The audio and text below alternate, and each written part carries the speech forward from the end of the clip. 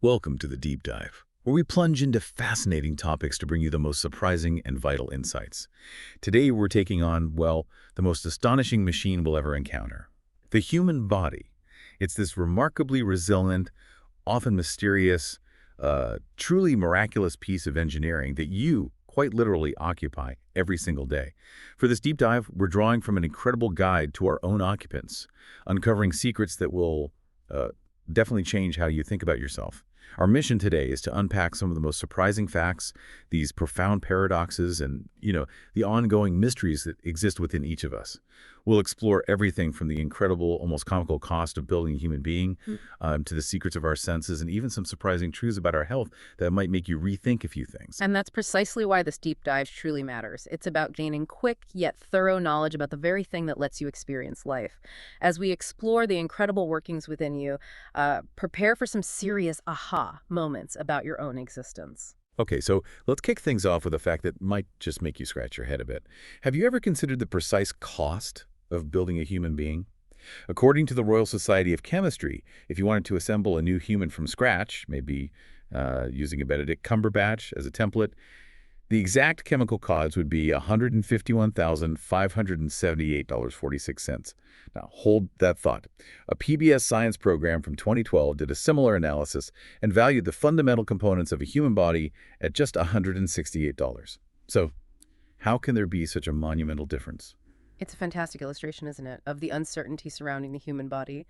That vast disparity highlights the profound gap between the raw elemental materials, just the basic chemical components, and the incredibly complex living, breathing entity that is a human being. The true value, you see, isn't in the isolated parts, but in the intricate assembly, the delicate balance, the very life it contains. It's the difference between, say, a pile of bricks and a cathedral. Right, exactly. And the sheer scale of what's happening inside you at all times is just mind-boggling. Think about this. In the time it takes you to simply say a sentence, your body has already made like 1 million red blood cells.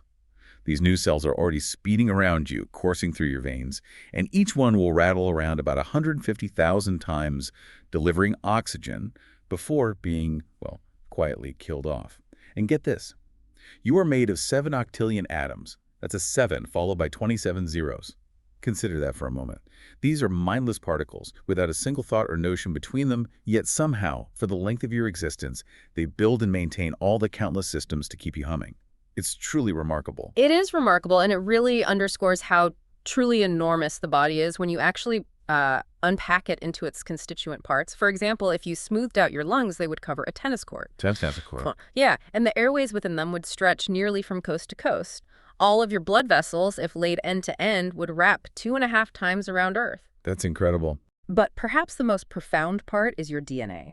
You have a meter of it packed into every single cell, and you have so many cells that if you formed all the DNA in your body into a single strand, it would stretch 10 billion miles. That takes you far beyond Pluto.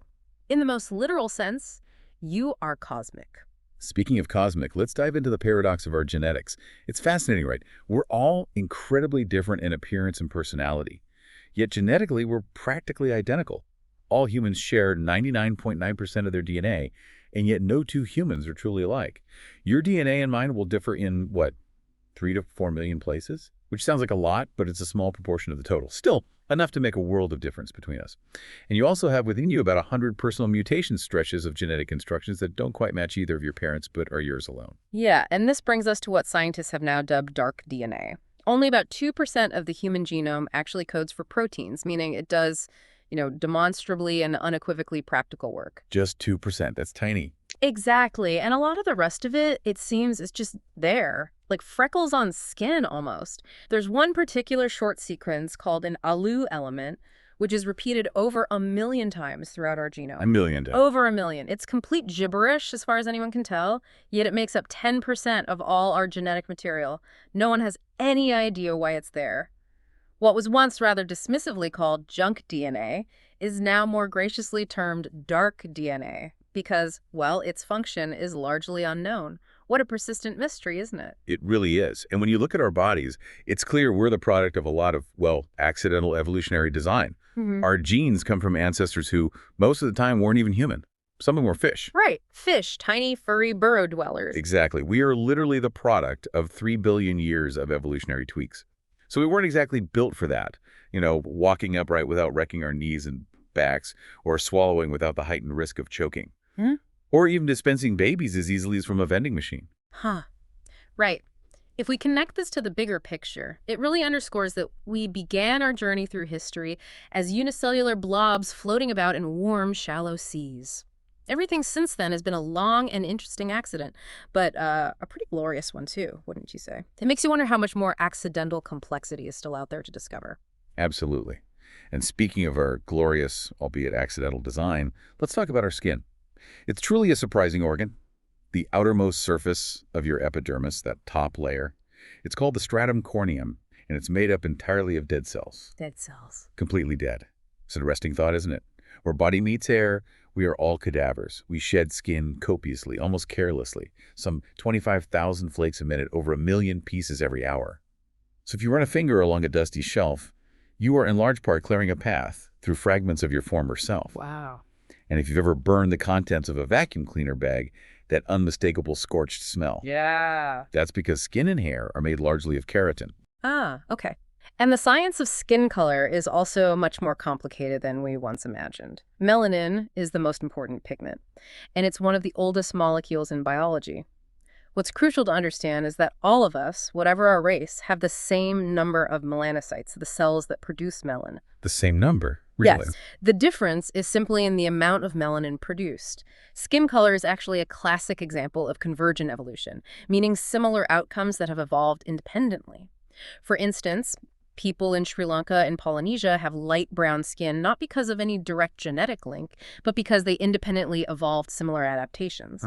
And depigmentation, or light skin, can happen remarkably quickly in just 2,000 or 3,000 years. It's evolved at least 3 times on Earth. As Nina Jablonski, a leading researcher in this field, puts it, we are in the middle of a new experiment in human evolution. It really makes you think about how adaptable our bodies truly are. That adaptability, or phenotypic plasticity as it's known, is fascinating. It's when the human body adapts to altered circumstances, like when we tan under the sun for more vitamin D synthesis in northern latitudes where sunlight is less intense. Vitamin D is vital for health. We see this plasticity all the time, even when we blush from embarrassment. That red of a sunburn, by the way, is called erythema, caused by tiny blood vessels engorged with blood. And there are still mysteries, like melasma, the darkening of skin during pregnancy, or that angry flush we get when furious, which is a little counterintuitive since the body usually diverts blood to muscles during a fight. Right, lots still to figure out. And if you're wondering about our other visible traits, the relatively recent development of lighter eyes and hair is also intriguing. These traits only evolved about 6,000 years ago, somewhere around the Baltic Sea. Only 6,000 years ago. Relatively recently, yeah. And it's not obvious why these traits appeared. Hair and eye color don't affect vitamin D metabolism or anything else physiological for that matter, so there seems to be no practical benefit. The supposition is that these traits were selected for maybe as tribal markers or simply because people found them more attractive. And if you have blue or green eyes, it's not because you have more of those colors in your irises, but simply because you have opacity, a lack of other pigments, which makes them appear blue or green. Interesting. And while we're on hair, here's a quick hit. Every hair on your body has a growth cycle. For scalp hair, a cycle may last 6 or 7 years, but a hair in your armpit is likely to last only about 6 months. Removing hair, whether through cutting, shaving, or waxing, has no effect on what happens at the root.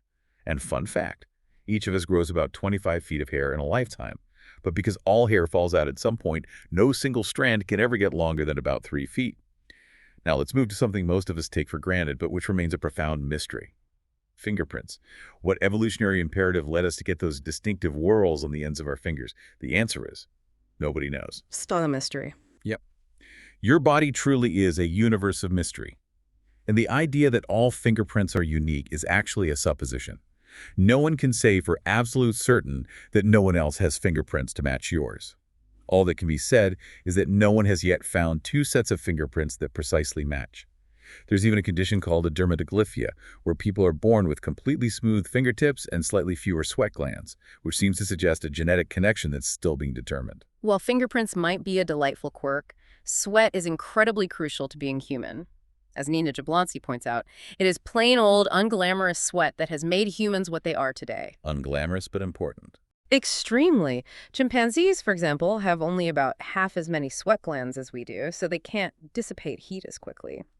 Most quadrupeds cool by panting, which isn't compatible with sustained running and simultaneous heavy breathing in hot climates. Jablonski suggests that the loss of most of our body hair and the gain of the ability to dissipate excess body heat through eccrine sweating help to make possible the dramatic enlargement of our most temperature-sensitive organ, the brain. So sweat helped make us brainy. That's the idea. Even at rest, we lose about 1.5 quarts of water a day through a combination of sweat, respiration, and urination. But with vigorous activity, that rate of loss can shoot up to 1.5 quarts an hour, quickly leading to dehydration, mental impairment, and potentially death if not replenished. And when you consider sweat, you're also considering the unseen microbial world living on and within you. You have about 100,000 microbes per square centimeter of skin, and they're not easily eradicated. In fact, one study found that the number of bacteria on you actually rises after a bath or shower because they're flushed out from nooks and crannies. Rises? That's counterintuitive. It is. But even when you try scrupulously to sanitize yourself, it isn't easy. To make one's hands safely clean after a medical examination requires thorough washing with soap and water for at least a full minute, a standard that is, in practical terms, all but unattainable for anyone dealing with lots of patients. This is a big part of the reason why every year, some 2 million Americans pick up a serious infection in the hospital, and 90,000 of them die of it. As Atul Gawande, the surgeon, has written, "The greatest difficulty is getting clinicians like me to do the one thing that consistently halts the spread of infections: wash our hands." It's a profound realization that this is a planet of microbes. We are here at their pleasure. They don't need us at all. We would be dead in a day without them. And surprisingly, we know very little about most of these microbes because the vast majority won't grow in a lab, making them exceedingly difficult to study.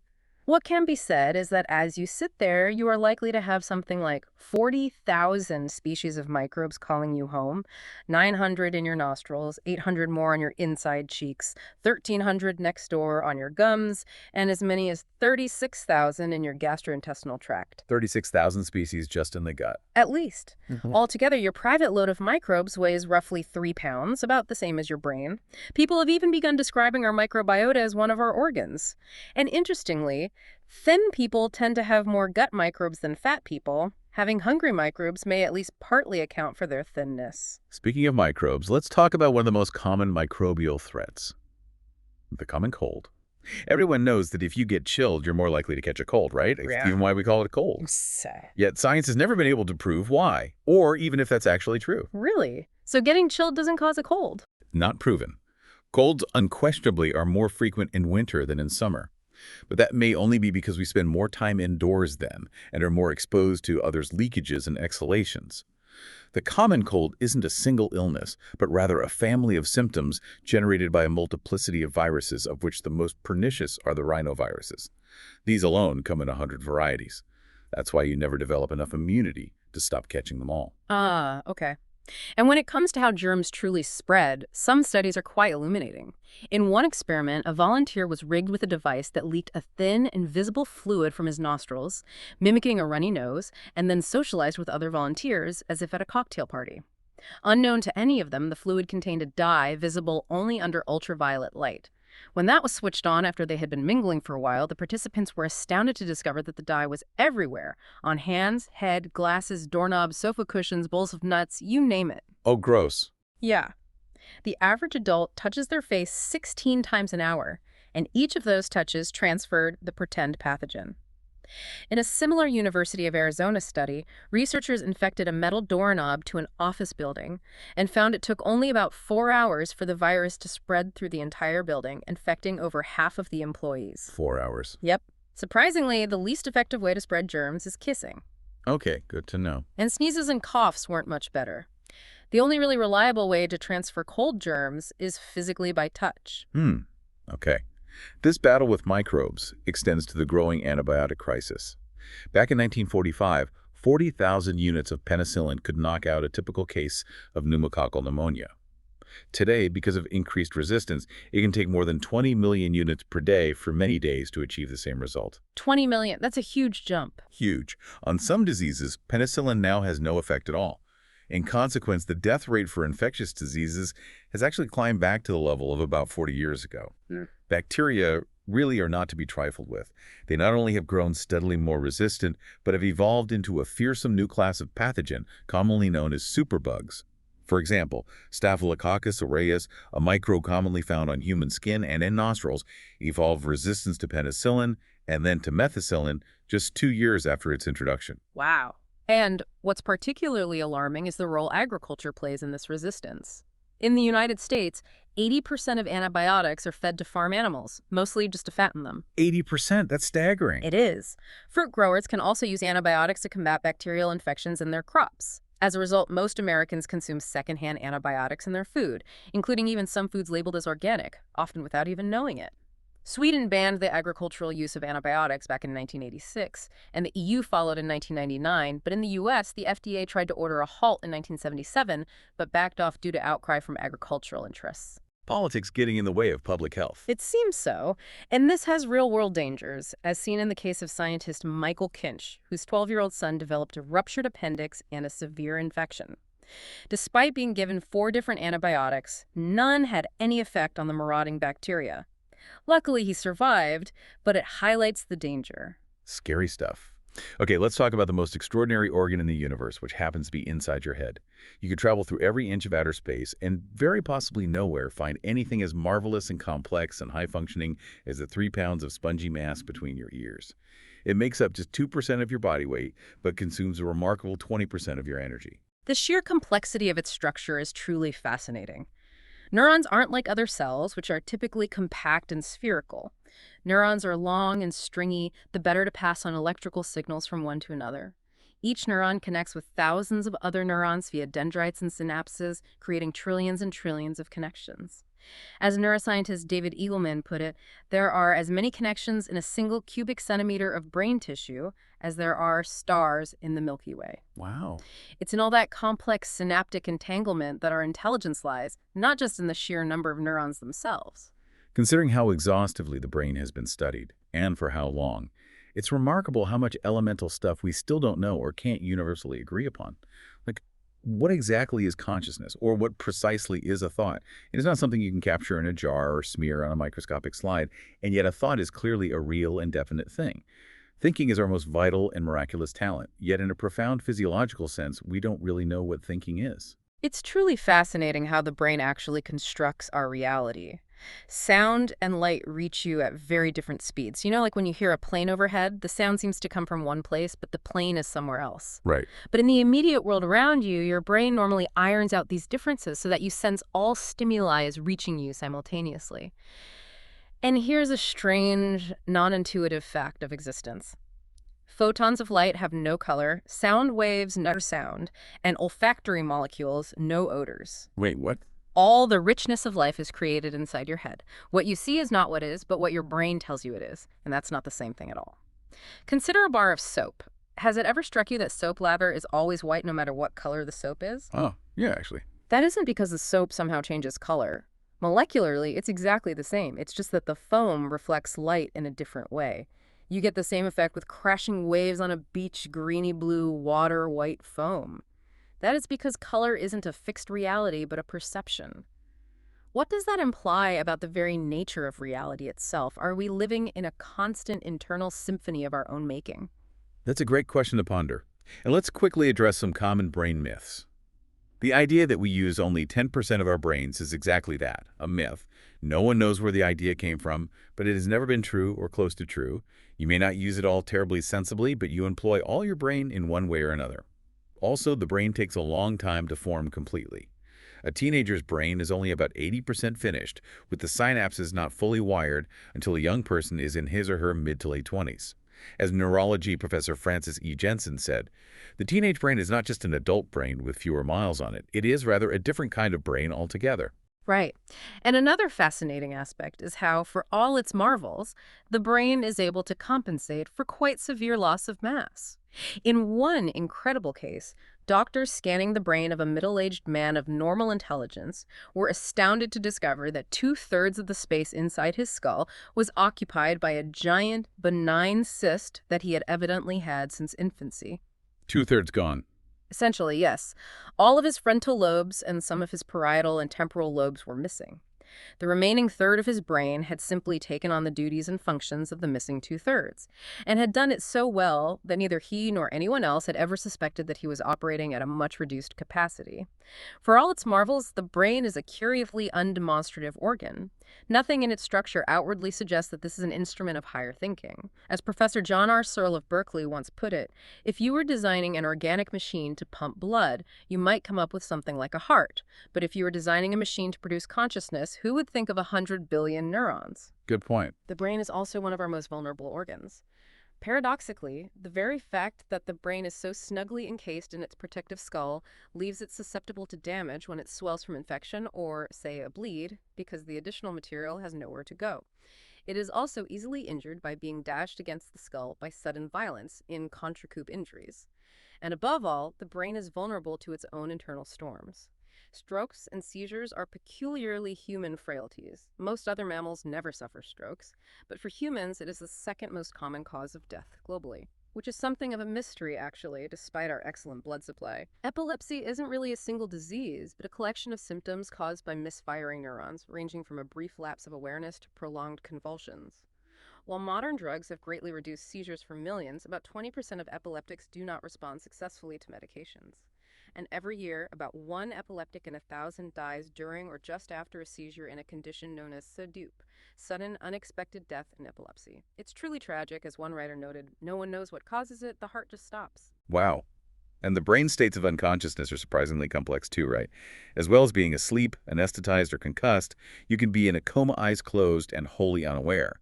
A vegetative state, eyes open but unaware, or minimally conscious, occasionally lucid but mostly confused or unaware. Locked-in syndrome is different again. That's being fully alert but paralyzed, often able to communicate only with eye blinks. So what does this spectrum of awareness really mean about our minds?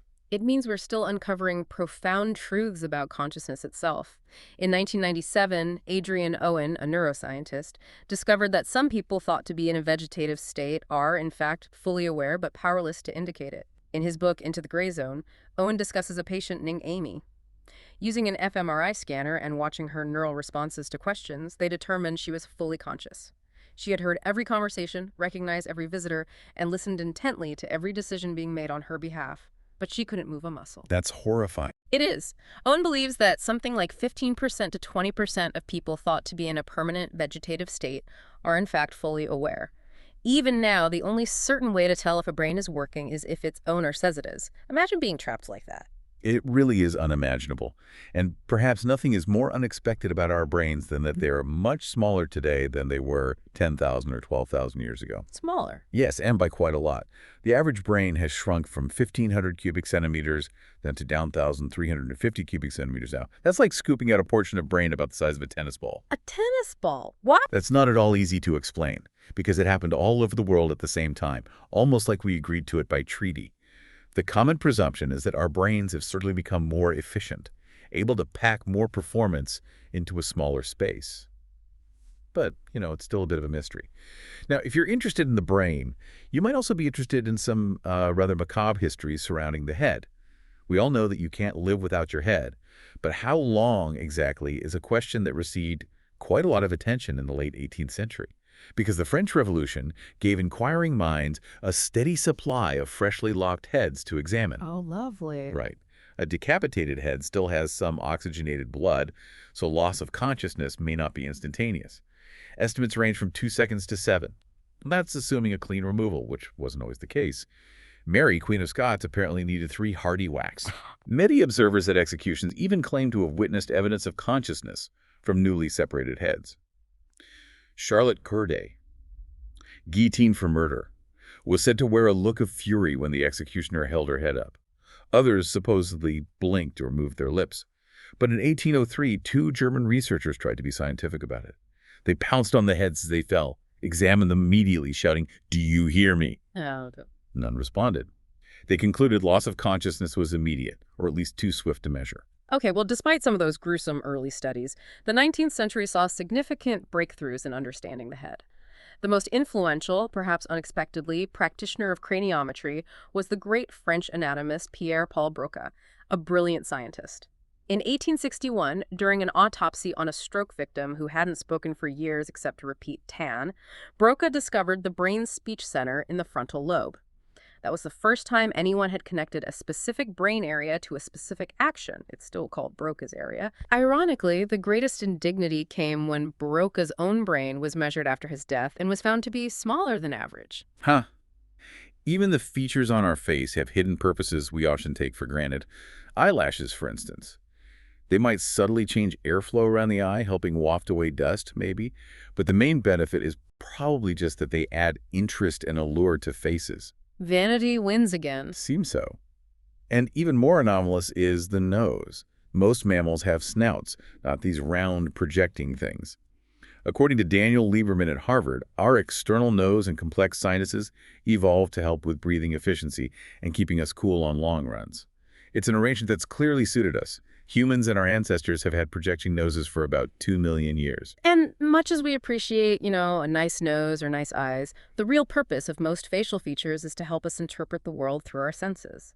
It's curious that we always speak of our 5 senses because we have way more than that. More than 5. Oh, yes. We have a sense of balance, of acceleration and deceleration, proprioception, knowing where we are in space, a sense of time passing, appetite. Altogether, depending on how you count them, we have as many as 33 systems letting us know where we are and how we're doing. 33. Okay, let's do a deep dive into 3 of our most familiar senses of the head. Sight, hearing, and smell. Sight first. The eye is a thing of wonder, obviously. About a third of your entire cerebral cortex is engaged with vision. But it's built, quite literally, back to front.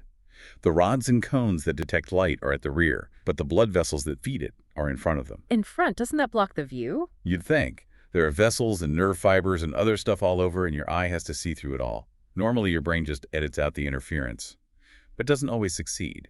You might have had the experience of looking at a clear blue sky on a sunny day and seeing little white sparks popping in and out of existence. Yeah, I think I know what you mean. What you were seeing, amazingly enough, is your own white blood cells moving through a capillary in front of the retina. Crazy. Now hearing. All this is done on a sublimely modest scale. The cochlea is no bigger than a sunflower seed. The 3 tiny bones of the ossicles would fit on a shirt button, yet it works incredibly well. A pressure wave that moves the eardrum by less than the width of an atom will activate the ossicles and reach the brain as sound. Less than an atom's width. Yep. As the acoustic scientist Mike Goldsmith put it, our hearing really could not get any better. From the quietest detectable sound to the loudest is a range of about a million times of amplitude. Your ear is also responsible for keeping you balanced thanks to the vestibular system, acting like a miniature gyroscope. And another part is the eustachian tube, which forms a kind of escape tunnel for air between the middle ear and the nasal cavity. Everyone knows that uncomfortable feeling in your ears when you change heights rapidly, like in a plane. That's the Valsalva effect, and making your ears pop by blowing out while holding your nose closed. That's the Valsalva maneuver. But don't blow too hard. People have ruptured eardrums doing that. Finally, smell. It's an interesting and important curiosity. It's the only one of the 5 basic senses not mediated by the hypothalamus. When we smell something, the information goes straight to the olfactory cortex, which is nestled close to the hippocampus, where memories are shaped. Oh, so that might explain why certain odors are so powerfully evocative of memories for us. Exactly. And smell is certainly an intensely personal experience. As Gary Beauchamp, a scientist who studies smell, says, I think the single most extraordinary aspect of olfaction is that we all smell the world differently. He recounts an experiment with a hormone called androsterone. About a third of people couldn't smell it at all. Another third smelled something like urine, and the final third smelled sandalwood. Same chemical, 3 different smells, or no smell. Exactly. Illustrates the complexity. And we are better at detecting odors than most of us realize. Researchers dragged a chocolate scent around a huge grassy field and had volunteers try to follow the trail on hands and knees, like a bloodhound. Yep. About 2/3 of the volunteers were able to follow the scent with considerable accuracy. For 5 of 15 smells tested, humans actually outperformed dogs. Other tests show people can identify their spouse's t-shirt by smell. Babies and mothers can identify each other by odor too. Smell, in short, is much more important to us than we appreciate. Okay, now let's go down the hatch and talk about swallowing, taste, and the digestive journey. The complexity of human swallowing is largely because our larynx is low in the throat compared with other primates. To accommodate our upright posture, our necks got longer and straighter, moved more centrally. By chance, this gave us greater aptitude for speech. But also the danger of choking. Exactly. Tracheal obstruction, as Daniel Lieberman calls it. Uniquely among mammals, we send our air and food down the same tunnel. Only a small structure called the epiglottis, a kind of trapdoor, stands between us and catastrophe. It opens when we breathe, closes when we swallow. But occasionally it errs, and the results can be dire. Choking, in fact, is the fourth most common cause of accidental death. It's an imperfect system for sure, as highlighted by some incredible historical anecdotes. Henry Heimlich, creator of the famous Heimlich maneuver. Shortly before he died at 96, he supposedly saved a woman in his nursing home with his own maneuver, the only time he claimed to have used it. Or possibly not. It later emerged he might have claimed to save someone else before. So Heimlich apparently maneuvered the truth as well as food lumps. But the real expert on swallowed objects was probably Chevalier Quixote Jackson, the father of American bronchoesophagoscopy. Over nearly 75 years, he collected 2,374 imprudently ingested items from people's throats. Over 2,000 things, like what? Oh, you name it. A wristwatch, crucifix, miniature binoculars, a small padlock, toy trumpet, a full-size meat skewer, radiator key, spoons, a poker chip, even a medallion saying, "Carry me for good luck." The collection is now at the Mitter Museum in Philadelphia. Wow. Okay, so when you eat, saliva plays a crucial role. It's almost entirely water. Only 0.5% is anything else. But that tiny portion is full of useful enzymes, like amylase and chyalin, which start breaking down carbohydrates right there in your mouth. Chew starchy food like bread longer than usual, and you'll notice a sweetness. Ah, the enzymes at work. Yep. Unfortunately, bacteria in our mouths love that sweetness too. They devour the sugars and excrete acids, giving us cavities. Other enzymes, like lysozyme discovered by Fleming before penicillin, attack many pathogens, but not the ones that cause tooth decay, unfortunately. We're in the rather strange position of actively nurturing the bacteria that give us trouble. And our mouths are not only a welcoming home for germs, but an excellent way station for them to move elsewhere. Paul Dawson, a food science professor, studied this in a study called Bacterial Transfer Associated with Blowing Out Candles on a Birthday Cake. Oh no, I think I know where this is going. Yeah. Dawson's team found that blowing out candles across a cake increased the bacteria coverage on it by up to 1,400%. 1,400%. Sounds horrifying, but Dawson notes it's probably not much worse than the kinds of exposures we encounter in normal life anyways, still. Maybe think twice about eating cake after someone's blown all over it. Good advice. Now let's dive into the fascinating world of taste. We have about 10,000 taste receptors, but we actually have more pain and other somatosensory receptors in our mouths. Because they're side by side, we sometimes mix them up. When you describe a chili as hot, you are being more literal than you might suppose. Your brain interprets it as being actually burned. So it thinks my tongue is on the stove. Essentially, yes. As Joshua Tewksbury put it, chilies innervate the same neurons that you activate when you touch a 335-degree burner. Interestingly, the active ingredient, capsaicin, causes the body to release endorphins, not sure why, providing a literally warm glow of pleasure. The heat is measured in Scovilles, after Wilbur Scoville, who developed the test for a muscle salve. A bell pepper is maybe 50, 100 Scovilles. The Carolina Reaper, 2.2 million. Capsaicin, in pure form, is 16 million. A Moroccan spurge plant, 16 billion Scovilles. Those super hot ones are used in pepper sprays. Right. And this complex system of chewing, tasting, swallowing, it ultimately leads to speech. Our low larynx, a result of upright posture, gave us this greater aptitude for speech, even with the choking danger. Your throat is a musical instrument as well as, a sluice and wind tunnel. When air is forced through your vocal folds, they snap and flutter, producing sounds refined by your tongue, teeth, and lips into speech. Respiration, phonation, articulation. Okay, let's move to the heart. It has no time for distractions. It's the most single-minded thing within you. It has just one job. It beats. Slightly more than once every second, about 100,000 times a day, maybe 3.5 billion times in a lifetime. And these aren't gentle thrusts. They're powerful jolts enough to send blood spurting up to 3 meters if the aorta is severed. 3 meters? With such an unrelenting work rate, it's a miracle most hearts last as long as they do. Every hour, your heart dispenses around 70 gallons of blood. It has to pump with enough force not just to send blood out, but to help bring it all back. It's been calculated that its lifetime work is equivalent to lifting a 1-ton object 150 miles into the air. A truly remarkable implement. And for all it does, the heart is surprisingly modest, weighing less than a pound, with 4 simple chambers. It's really 2 pumps working together. One sends blood to the lungs, the other sends it around the body. Their output has to be perfectly balanced every single time. What's also quite notable is the blood distribution. The brain takes 15%, but the kidneys actually take the most at 20%. Kidneys take the most. Interesting. Yeah, and the entire journey of blood around your body takes only about 50 seconds. Heart health has been one of the great success stories of modern medicine.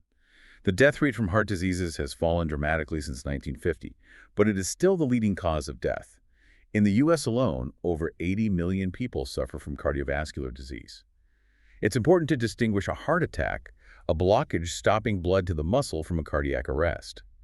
Any heart muscle we lose this way is gone forever. Which raises a question. Why can simpler creatures like zebrafish regrow damaged heart tissue, but humans can't? Evolution deprived us of this useful facility, and the reason remains one of the body's many imponderables. Yeah, and the insidious nature of heart failure is a real concern. For about a quarter of victims, the first and, unfortunately, last sign is a fatal heart attack. And more than half of all first heart attacks occur in people who seem fit and healthy, with no obvious risks. So living virtuously doesn't guarantee anything. It just improves your chances. No 2 heart attacks are quite the same, it seems. Women and men experience them differently, too. A woman is more likely to have abdominal pain and nausea, leading to misdiagnosis. Women under 55 are twice as likely to die from a heart attack as men.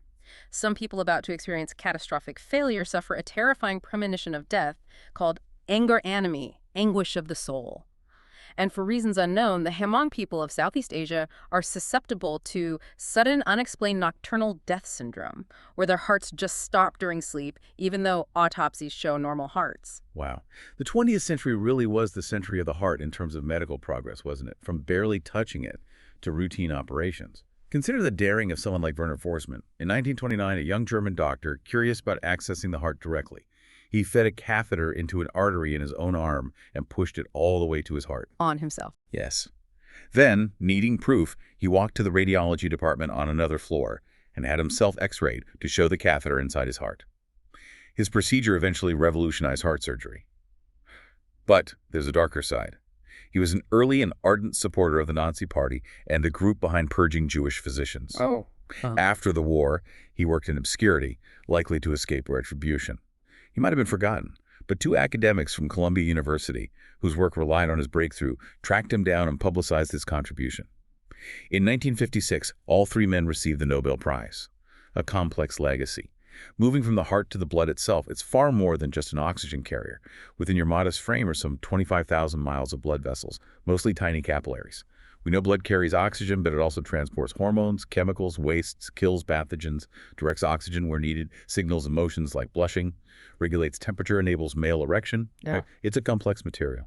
By one estimate, a single drop of blood may contain 4,000 different types of molecules. 4,000 in one drop. Yeah. That's why doctors love blood tests. Mm-hmm. Your blood is positively packed with information. And red blood cells, or erythrocytes, make up about 44% of blood volume. They're exquisitely designed just to deliver oxygen. They're tiny but super abundant. A teaspoon of blood has about 25 billion red cells, each with 250,000 hemoglobin molecules. That's staggering numbers. Isn't it?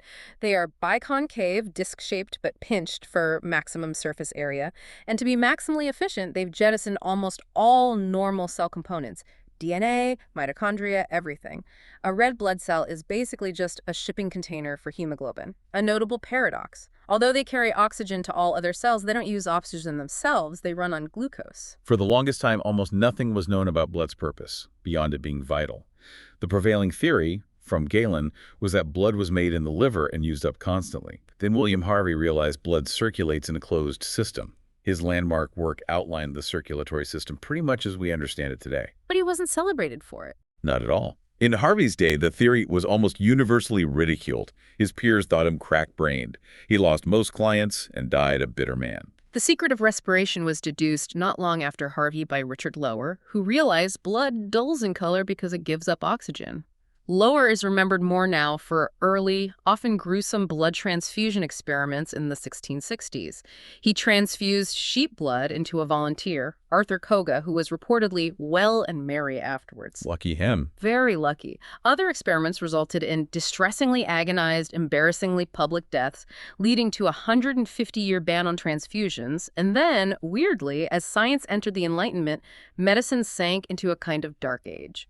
Practices became misguided, even harmful. David Wooten said, up until 1865, medicine was almost completely ineffectual where it wasn't positively harmful. Consider George Washington's death. After a day in foul weather, he got a sore throat, difficulty breathing. 3 physicians were called. And they bled him, didn't they? They bled him 4 times, removing about 40% of his blood. "I die hard," Washington reportedly croaked. He died at 67 from what might have been a minor infection. Upon his death, another doctor suggested reviving him by rubbing his skin and transfusing him with lamb's blood. His family mercifully declined. Good grief. And we don't actually know why blood types exist at all, do we? Not really. Maybe no reason not to exist. It might offer disease resistance. Oh, blood is more resistant to malaria, but less to cholera, for example. And here's a surprise from modern medicine. It was discovered that sometimes less blood transfusion leads to better outcomes. Really? Traditionally, doctors topped up lost blood. But with AIDS and hepatitis C risks, they used transfusions more sparingly and found patients often did better without them. It turns out it can be better to let patients be anemic than give them someone else's blood, especially old blood, and blood banks usually dispatch the oldest first. Worse, even fresh transfused blood seems to impede the performance of the recipient's existing blood. It has to do with signaling. Your red blood cells use nitric oxide to signal where blood is needed most, like sending more to your legs if you start running. Transfused blood confuses this signaling system. Fascinating. Okay, let's explore the digestive system, starting with the pancreas and the story of insulin diabetes. In late 1920, a struggling young GP in Ontario, Frederick Banting, read an article about the pancreas and got an idea for a cure. He knew so little he misspelled diabetes as diabetes in his notes, had no research experience, but was convinced. Bit of a long shot, then. Totally. The pancreas has 2 functions: digestive enzymes and these cell clusters called islets of Langerhans, discovered in 1868, purpose unknown until later. We now know they produce insulin, vital for blood sugar balance. Each molecule only lasts 5–15 minutes, so demand is relentless. Banting's theory, tying off the pancreatic duct to stop digestive juices and somehow isolate insulin, had no evidence, none. But he persuaded a professor to give him lab space, an assistant, and some dogs. The team that developed insulin basically ended up loading one another, but hey, the world got insulin. A messy process for a vital discovery. Diabetes comes in 2 main types, really 2 different diseases. Type 1, the body stops producing insulin, tends to be inherited. Type 2, insulin is less effective, usually due to lifestyle, but with a genetic component too. Even type 1, linked to HLA genes, seems to need an additional trigger, maybe pathogens, gut microbes, womb conditions. It's complex. Hormones in general are produced by tiny endocrine glands scattered around, weighing only a few ounces, but hugely important. The pituitary, size of a baked bean, caused Robert Wadlow to grow almost 9 feet tall due to overproduction of growth hormone. He died at 22 from an infection related to his height. Wow. Hormones are powerful. In the 19th century, Brown Sequard injected himself with ground-up animal tests, thinking it rejuvenated him. It was just placebo. Testes have almost no testosterone. Real testosterone is potent stuff, a controlled substance. It might even shorten male lives. Castrated men live about as long as women. Seems so. Supplements for low T have thin evidence of benefit, but much greater evidence of increased heart attack or stroke risk. And processes like appetite are influenced by many hormones: leptin, ghrelin, thyroid, plus genetics, mood, food access, willpower. No one's packed that into a pill. Isolating hormones was incredibly hard work. Adolf Buchanan needed maybe 20,000 quarts of policeman's urine for 15 milligrams of androsterone and 50,000 pig ovaries for progesterone. Not all glands are tiny, though. The liver is a gland, and it's gigantic, about 3.3 pounds, same as the brain. It fills much of your abdomen, does countless jobs, makes hormones, proteins, bile, filters toxins, disposes of old red cells, manages glucose. If it shuts down, you're dead in hours. Historically, the liver was the seat of courage, hence lily-livered, and the source of humors for melancholy and choler. In terms of modern health, hepatitis C is a big risk. About 1 in 30 Americans born between 1945 and 1965 might have it without knowing. It can stealthily demolish livers for 40-plus years. Identifying and treating them could save 120,000 lives in America alone. That's huge. Gallbladder surgery is routine now, but one of the first was by William Stewart Halsted.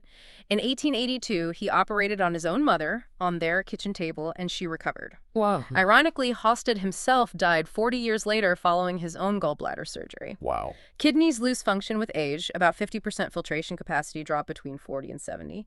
Kidney disease deaths are up over 70% since 1990 in the U.S.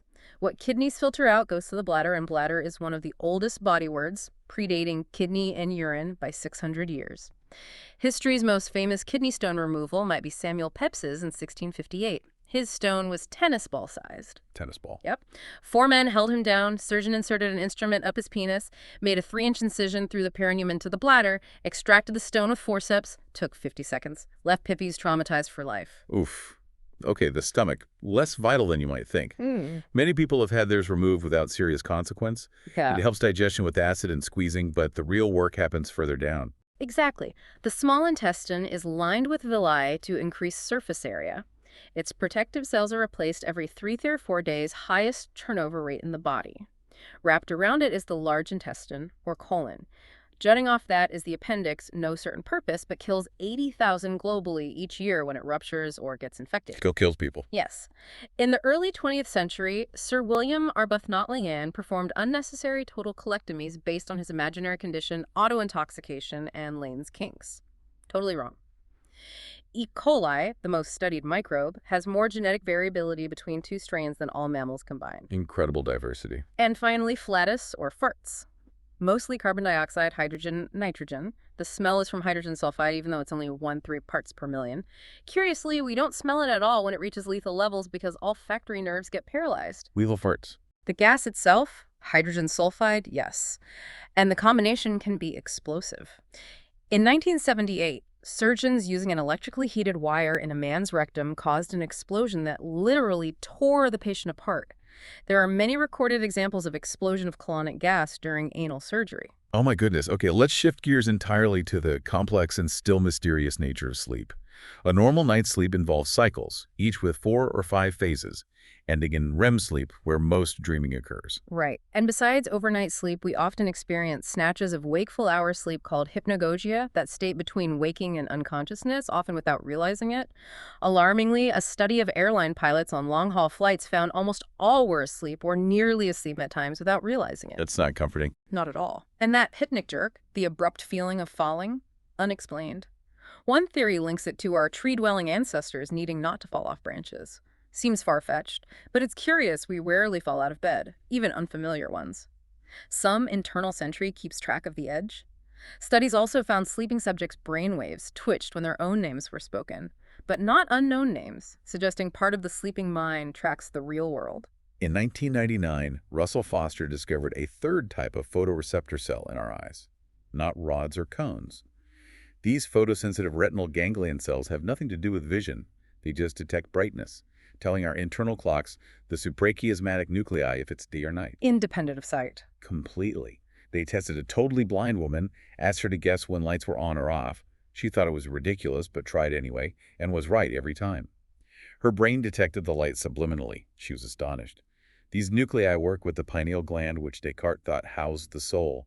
It actually produces melatonin, tracking day length and seasons. So melatonin isn't just about making us sleepy. Apparently not, since levels also rise at night in nocturnal animals when they're most active. Its exact role in sleep is still unclear. But internal clocks seem universal. All organisms, even bacteria, have them. Russell Foster says it may be a signature of life. Beyond circadian rhythms, there's sleep pressure, governed by sleep homeostats. The longer we're awake, the more pressure builds. This is largely due to accumulating chemicals like adenosine, a byproduct of ATP energy use. More adenosine, drowsier you feel. Caffeine counteracts it. Ah, that explains the coffee fix. Exactly. Insomnia affects 10–20% of adults, linked to diabetes, cancer, hypertension, stroke, heart disease, depression. Women working night shifts have a 50% greater risk of breast cancer. Sleep-deprived people have higher levels of beta-amyloid, the Alzheimer's protein. Narcolepsy affects 4 million globally, caused by a lack of hypocretin, a neurotransmitter keeping us wakeful. Sufferers might nod off abruptly or slip into a twilight state. And finally, let's end this section with the mystery of yawning. No one understands why we yawn. Still, babies yawn in the womb. People in comas yawn. It's ubiquitous, purpose unknown. Theories about shedding CO2 or cooling the head lack support. Yawning doesn't reliably correlate with tiredness. We often yawn right after waking up. Perhaps the least explicable aspect is its extreme infectiousness. Seeing, hearing, or even thinking about yawning makes us yawn. You'll almost certainly want to yawn now. Okay, moving on. It is a slightly startling fact that for the longest time we didn't know why some people are born male and some female. Even in the late 19th century, scientists thought sex was determined by diet, air temperature, or a woman's mood during pregnancy. No chromosomes. Chromosomes were discovered in the 1880s, but their importance wasn't understood. We now know females have XX, males XY, but that took a while, Yeah. and the X and Y shapes. Mostly don't look like letters. It's just an extraordinary coincidence they sometimes do. Studying them historically was hard. Cell biologists literally waited at the foot of the gallows for fresh samples from executed criminals. Yeah. Even then, counts were difficult. In 1921, Theophilus Painter declared 24 pairs of chromosomes. That number stuck, unquestioned, for 35 years until 1956, when it was corrected to 23 pairs. Wow. And probably no area of human existence has generated less certainty or more inhibition than sex. The word pudendum for external genitals comes from the Latin for to be ashamed, says a lot. Reliable figures on sex as a pastime are next to impossible. How many people are unfaithful? Studies range from 20% to 70%. Sex studies have a history of dubious stats. Kinsey's 1948 report on farm men and livestock, the 1976 Height reports based on questionnaires with low selective response rates. Height confidently made sweeping claims about female dissatisfaction, heavily criticized. A more scientific survey later found lower infidelity rates, 15% married women, 25% married men. Some drugs also affect genders differently. Phenylpropanolamine increased stroke risk in women, not men. Ambien dosage for women was cut in half due to impaired driving performance the next morning, unlike men. Male ignorance of female anatomy seems quite arresting. A survey found most men couldn't reliably define or identify parts like the vulva, clitoris, labia. Half couldn't even find the vagina on a diagram. Half. Half. The clitoris, packed with 8,000 nerve endings, exists basically just for pleasure. Most people, including females, don't realize the visible part is just the tip. The rest extends about 5 inches internally. And male fertility faces challenges too. Uncertainty over normal penis size persists, with average measurements shrinking over time in studies. The chance of fertilization from a single random act of sex is only about 3%. Matters seem worse now. 1 in 7 Western couples seek help conceiving. 1 in 7, that's high. It is. Sperm counts in Western nations fell over 50% between 1973 and 2011. Causes debated. Diet, lifestyle, environment, maybe endocrine disruptors in plastics, cosmetics, pesticides. One columnist suggested the average young U.S. man's sperm is 90% faulty. For women, fertility also declines with age. Number and quality of eggs diminish, problematic as women postpone childbirth later. In 6 nations, average age at first birth is over 30. For UK university graduates, it's 35. Carl Gerasi, father of the pill, noted by age 35, a woman's egg stock is 95% exhausted, remaining ones more prone to faults or multiple births. Childbirth itself was once agonizing and dangerous. Maternity is another word for eternity, was a common saying. Puerperal fever, childbed fever, caused 4 out of 10 maternal hospital deaths into the 1930s. In 1932, 1 mother in 238 died in childbirth. Horrifying numbers. Compared to today in Britain, 1 in 12,200, U.S., 1 in 6,000, it was penicillin, not hygiene, that finally conquered puerperal fever, so vastly safer now for most. But paradoxically, the U.S. was one of only 8 countries where childbirth deaths increased in the early 21st century. Despite lavish spending, the U.S. has high infant and maternal death rates. Childbirth costs 3 times more than in the Netherlands, yet American women are 70% more likely to die in childbirth than European women. The moment of birth, though, is quite a miracle. Lungs inflate, blood circulates. What was a parasite becomes an independent entity. We don't know what triggers birth, what counts down the 280 days. You leave the womb sterile, but get swamped with your mother's microbes in the birth canal. The first microbial bath. Exactly. And babies born by C-section miss this.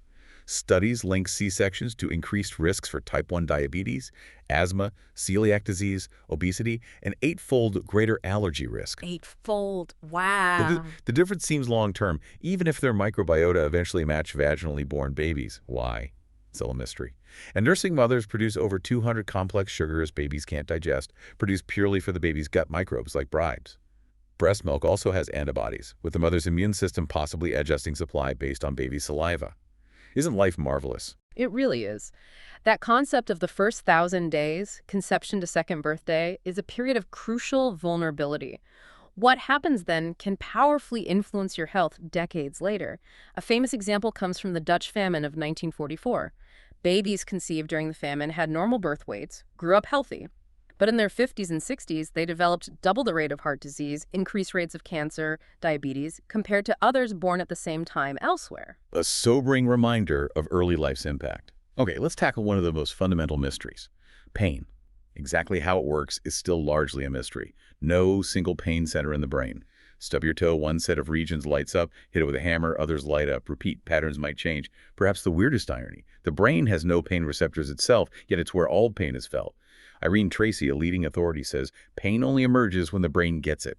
Up until then, it is not pain. The experience starts in nociceptors, specialized nerve endings. Nocei means hurt. They respond to thermal, chemical, and mechanical stimuli, or at least that's assumed.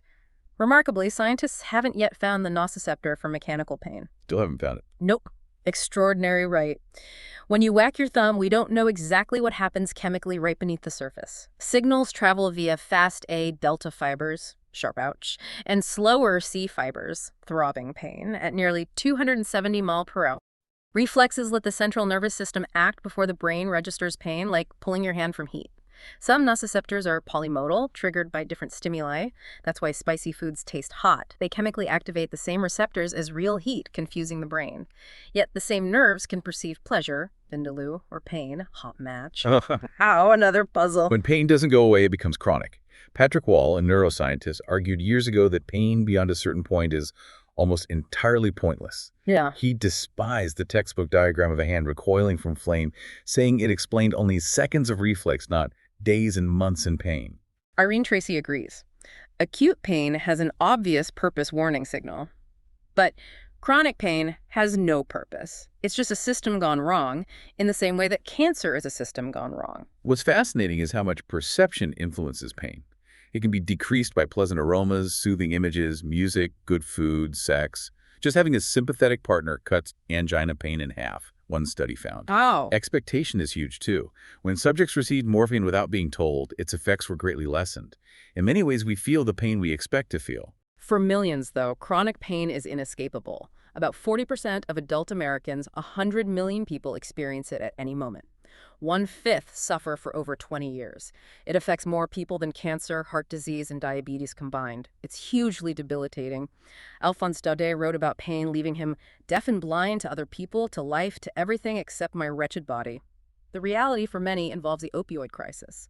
The U.S., with 4% of world population, consumes 80% of its opioids. Opioid abuse claims 45,000 American lives annually, more than car crashes.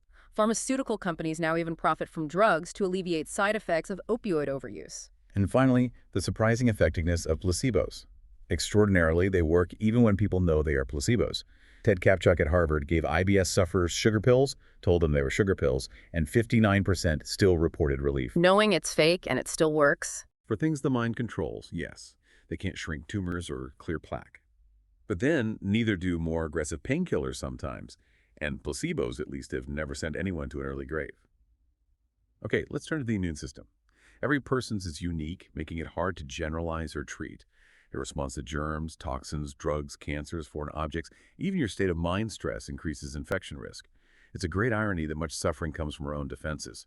Autoimmune diseases like MS, lupus, rheumatoid arthritis, Crohn's, about 5% of us suffer from one, and numbers are growing faster than treatments. Despite the molecular intricacy, the core task is simple.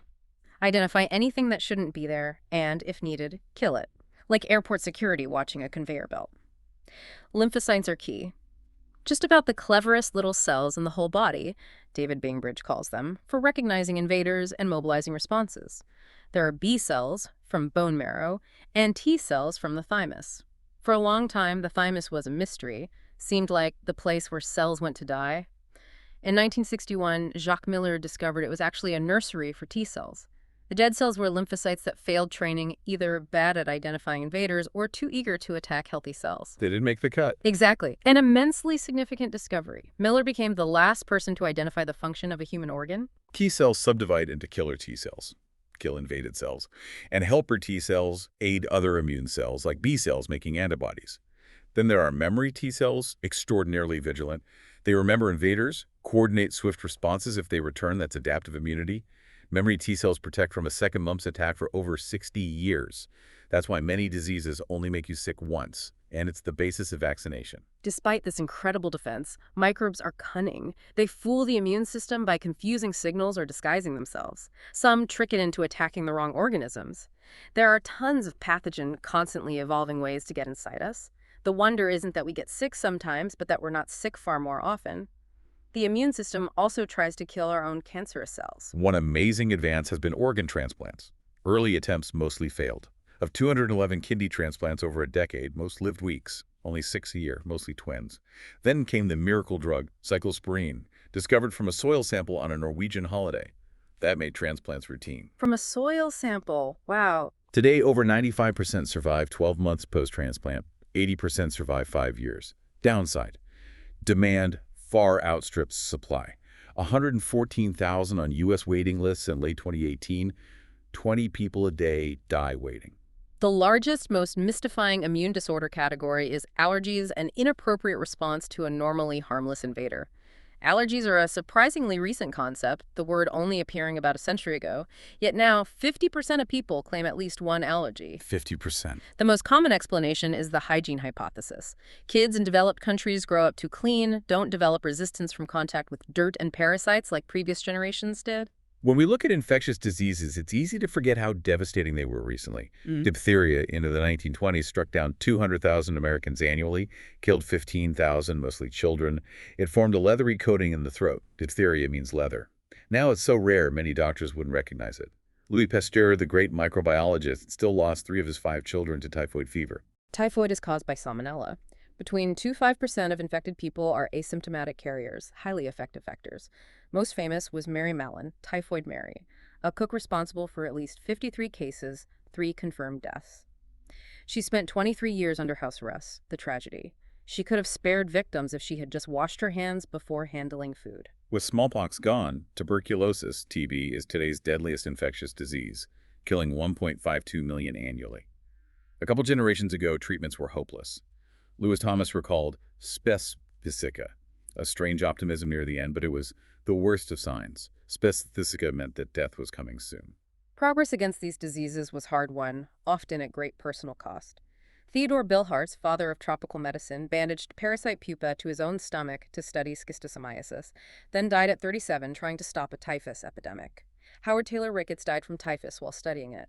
Jesse Lazier died from yellow fever, likely after intentionally infecting himself to prove mosquito transmission. True heroes. Often, diseases involve multiple genes, too complex to fully grasp. Inflammatory bowel disease involves 100 genes, type 2 diabetes 40+ several. Multiple sclerosis is genetic but also geographical. Northern Europeans get it much more often. Why? Unknown. David Bainbridge. Why a temperate climate should make you attack your own spinal cord is not so obvious. Risk is reduced by moving south before puberty. It also affects women disproportionately. Mysteries remain. And flu vaccines are an annual guessing game. WHO and CDC decide strains based on what's in East Asia, but flu is extremely variable and really hard to predict. Virus names like H5N1 refer to surface proteins. H5N1 bird flu kills 50–90% of victims, but luckily isn't easily transmissible between humans. Look out if it mutates. Scary thought. Vaccine production takes months. By the time flu season hits, there's no guarantee that we will actually have targeted the right virus. In 2017-18, vaccinated people were only 36% less likely to get flu, contributing to 80,000 U.S. deaths that season. Now, let's talk about the malady most of us fear more than any other: cancer. Yet much of that dread is fairly recent. In 1896, few people listed cancer as a top fear. Diphtheria, smallpox, TB were more worrying. Even lockjaw or earthquake seemed scarier. What cancer comes down to, really, is appallingly your own body doing its best to kill you. Suicide without permission. Cancer cells divide without limit, grow without external influence, trick the body into giving them blood supply, angiogenesis, disregard stop signals, fail to die, apoptosis, and metastasize, spread. Dr. Joseph Formore. That's why cancers aren't contagious, they are you attacking you. And cancers are cunning. They have evolved to avoid detection. They hide from drugs, develop resistance, recruit other cells, hibernate, even prepare the ground for metastasis in distant organs via chemical signaling. Why certain cancers go to certain organs? Still a mystery. The history of breast cancer surgery is brutal. Fanny Burney's 1811 mastectomy was a terror that surpasses all description, feeling the instrument cutting against the grain. Anesthetics removed immediate pain, but treatment became, if anything, even more brutal with William Stewart Halsted. Halsted pioneered the radical mastectomy, believing cancer spread like a stain. His results were good for the time. 13 survived 3 years. However, Stephen Paget in Britain found cancers cropped up distantly, not like a stain. His findings were ignored for 100 years. 100 years. Leading to tens of thousands of women being disfigured to a far greater degree than was necessary. Modern children's cancer treatment has come far. The Princess Maxima Center in Utrecht is Europe's largest, a bright, generously resourced, and surprisingly lively place. All children with breathing tubes zip around on Tettle go-karts. But treatments still follow early approaches, mostly fine-tuning things like side effects, infections. A significant fraction of childhood cancer deaths come not from the cancer itself, but from the treatments. There's a lot of collateral damage, Dr. Formore says. Treatments hit healthy cells too: hair loss, long-term heart organ damage, earlier menopause ovarian failure, compromised fertility. Now, when we talk about medicine, we celebrate progress, but maybe the traditional view needs challenging. Life expectancy improved hugely in the 20th century. Average U.S. male span went from 46 in 1900 to 74, female from 48 to 80. But Thomas McCune, an epidemiologist in the 60s, showed deaths from many diseases, TB, measles, etc., declined before effective treatments existed. So what caused the improvement? McCune argued medicine accounted for only 20%. The rest came from sanitation, diet, healthier lifestyles, better food distribution like railways. And there are paradoxes in modern healthcare, especially in the U.S. Despite lavish spending, it has one of the highest rates of both infant and maternal death among industrialized nations. Life in America is riskier for young people, twice as likely to die in a car accident, 82 times more likely by gun than comparable countries. 82 times. Yep. Higher rates of drinking, driving, lower seat belt helmet use contribute to high traffic deaths, 11 per 100K versus 3.1 UK, 3.4 Sweden. The U.S. is also essentially the world's most overfed nation, but also one of its most nutritionally deficient ones. A 1970 federal nutrition survey was canceled because preliminary results showing significant malnutrition were embarrassing. And healthy eating, while simple advice, eat less added sugar, less refined grain, more vegetables, is hard in practice. We're all habituated at an almost subliminal level to go for the bad stuff. The Stanford Study labeled identical carrots differently each day: plain, low sodium, high fiber, or twisted glaze. Students took 25% more of the sugary-sounding glazed carrots, demonstrating a reflex even among smart kids. Medical screenings, while vital, also have shortcomings people should know about. Breast cancer screening saves maybe 1 life per 1,000 women screened. Prostate cancer PSA tests are not trustworthy. High PSA only indicates possibility. Confirmation needs a biopsy, needle via rectum, which is a matter of luck whether it strikes a tumor. If cancer is found, current tech often can't tell if it's aggressive or benign, leading to tricky treatment decisions with frequent side effects, 20 to 70% impotence, incontinence. While these are the best tools available and indubitably save lives, patients should be made more aware of the shortcomings. All this contributes to overtreatment. Accidental discoveries, incidentalomas, happen often. Up to a quarter, maybe even 50% in one study of U.S. healthcare spending is wasted on pointless precautionary maneuvers. Exacerbated by fear of litigation and doctors inflating earnings, one person's overtreatment is another's income stream. And pharmaceutical influence is huge. Companies spend tens of billions annually on payments to doctors, gifts, luxury trips, paying for names on papers they didn't write. Despite enormous and undoubted benefits of modern medicine, it's far from perfect. Studies found 156 common medical practices were ineffective, inferior, or unsafe. Okay, for our final segment, let's confront the ultimate truth: mortality. In 2011, a milestone.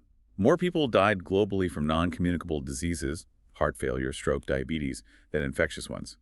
We are, in effect, choosing how we shall die. About 60% of deaths are a protracted decline. We live long lives. We also die long deaths. But curing major diseases now gives diminishing returns for lifespan.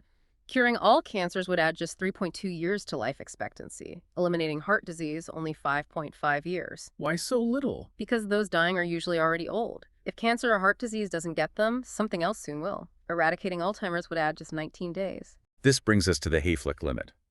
In 1961, Leonard Hayflick found cultured human stem cells divide only about 50 times before stopping programmed old age.